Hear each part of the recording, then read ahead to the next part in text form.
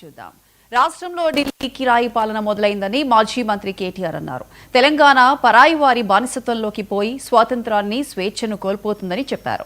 తెలంగాణ సంక్షేమంలో వెనుకబడిందని, పరిశ్రమలు తరలిపోతున్నాయని మండిపడ్డారు. దీనికి కాంగ్రెస్, బీజేపీలే కారణమని, స్వీయ రాజకీయ అస్తిత్వ శక్తి అయిన బీఆర్ఎస్, కేసీఆర్ నాయకత్వమే రాష్ట్రానికి శ్రీరామరక్ష అని వ్యాఖ్యానించారు. పరాయి పెత్తనం వద్దని మనం పోరాడి తెలంగాణను సాధించుకున్నాము. ఎందుకంటే స్వాతంత్రం అంటే కేవలం ఒక స్వతంత్రంగా అడ్మినిస్టర్ చేసుకునే అధికారమే కాదు, ఆత్మగౌరవంతో బతికే ఒక పరిస్థితి, ఆర్థిక స్వావలంబనతో బతికే ఒక పరిస్థితి.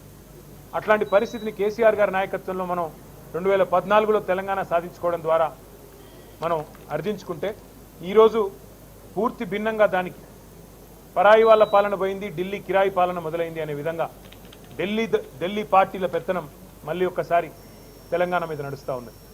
ముఖ్యమంత్రి 51 సార్లు ఇప్పటికి ఢిల్లీ పోయి వచ్చారు కేవలం 20 నెలల్లో. అట్లాగే ప్రతి చిన్న పనికి కూడా ఢిల్లీ వైపే చూడాల్సిన పరిస్థితి.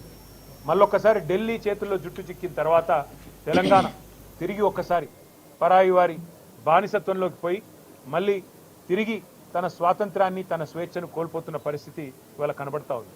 సంక్షేమంలో వెనుకబడ్డది, వ్యవసాయంలో వెనుకబడ్డది, ఐటీ పరిశ్రమలు తరలిపోతున్నాయి వేరే రాష్ట్రాలకి. దానికి 2 ఢిల్లీ పార్టీలు కూడా కారణం. ఒక కాంగ్రెసే కాదు, ఖచ్చితంగా బీజేపీ కూడా దానికి కారణం అని చెప్పక తప్పదు. అందుకే నేను తెలంగాణ ప్రజలకు చేసే విజ్ఞప్తి ఒకటే. పెద్దలు జయశంకర్ గారు ఒకసారి కాదు కొన్ని వేల సార్లు చెప్పారు, స్వీయ రాజకీయ అస్తిత్వమే తెలంగాణకు ఏనాటికైనా శ్రీరామ రక్ష. సాధించుకున్న స్వాతంత్రాన్ని కాపాడుకోవాలి, ఆ స్వతంత్రంగా బతికే తెలంగాణలో ఆత్మగౌరవంతో బతకాలి. ఆత్మగౌరవంతోనే కాదు, పేదలు ఆర్థిక స్వావలంబన సాధించాలి అంటే ఖచ్చితంగా స్వీయ రాజకీయ అస్తిత్వ శక్తి అయిన బీఆర్ఎస్, దాని నాయకుడు కేసీఆర్ గారి నాయకత్వమే మన రాష్ట్రానికి శ్రీరామ రక్ష అనే మాటను మీ అందరికీ కూడా గుర్తు చేస్తూ మళ్ళీ ఒకసారి తెలంగాణ ప్రజలకు, అదేవిధంగా మా సహచర భారతీయులందరికీ, సోదరులకి, సోదరీమణులందరికీ ప్రపంచవ్యాప్తంగా ఎక్కడ ఉన్నా వారందరికీ కూడా స్వాతంత్ర దినోత్సవ శుభాకాంక్షలు తెలియజేస్తూ, మనను విడదీసే అంశాలు 100 ఉన్నాయి, కులాలు మతాల పేరిట 100 ఉన్నాయి, కానీ కలిపి ఉంచే ఒకే ఒక్క అంశం భారతీయత. అది కోల్పోకుండా అందరం కూడా సహచరులుగా, సోదరులుగా, సోదర భావంతో ముందు. యాదాద్రి భువనగిరి జిల్లా మోత్కూరులోని జిల్లా